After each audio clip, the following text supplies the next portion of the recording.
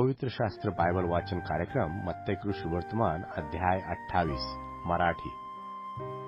मत्तई शुभवर्तमान अध्याय 28 मत्तई शुभवर्तमान अध्याय 28 येशूचे पुनरुत्थान। येशूचे पुनरुत्थान।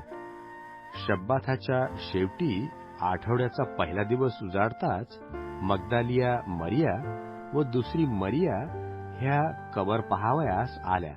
तेव्हा पहा, मोठा भूकंप झाला, कारण प्रभूच्या दूताने स्वर्गातून उतरून येऊन धोंड एकीकडे लोटली आणि तिच्यावर तो बसला।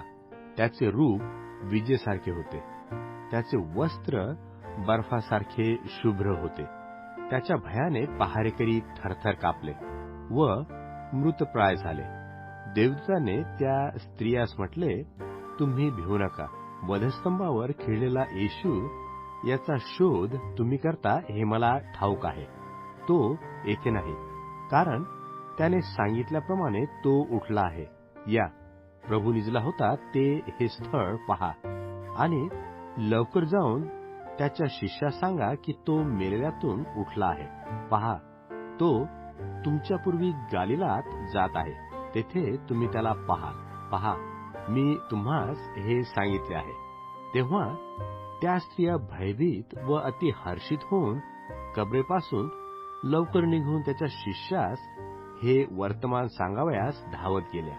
मग पहा, येशू त्यास भेटून म्हणाला, कल्याण असो। त्यांनी जवळ जाऊन त्याचे चरण धरून त्यास नमन केले। तेव्हा येशूने त्यास म्हटले, भिवू नका। जा आणि हे माझ्या भावास सांगा, यासाठी की त्यांनी गालिलात जावे, तेथे मी त्यांच्या दृष्टीस पडेन। त्या जात असता पहा, पहारेकऱ्यातील कित्येकांनी नगरात जाऊन झालेले सर्व वर्तमान मुख्य याजकास सांगितले।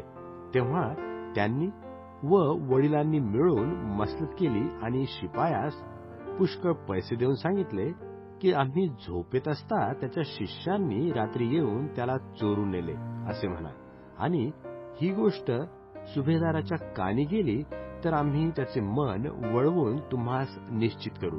मग त्यांनी पैसे घेऊन शिकविल्याप्रमाणे केले आणि ही गोष्ट यहुदी लोकांमध्ये पसरली, ती आजपर्यंत चालू आहे। येशूची शेवटली आज्ञा व वचन। येशूची शेवटली आज्ञा व वचन। इकडे 11 शिष्य गालिलात जो पर्वत येशूने नेमला होता त्यावर गेले आणि त्यांनी त्याला पाहून नमन केले। तरी कित्येकास संशय वाटला।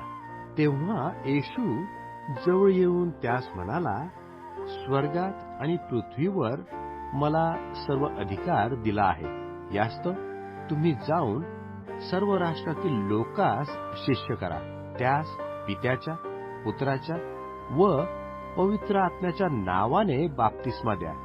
जे सर्व काही मी तुम्हास आज्ञापिले ते पाळावयास त्यास शिकवा। आणि पहा, युगाच्या समाप्तीपर्यंत मी सदोदित तुम्हाबरोबर आहे।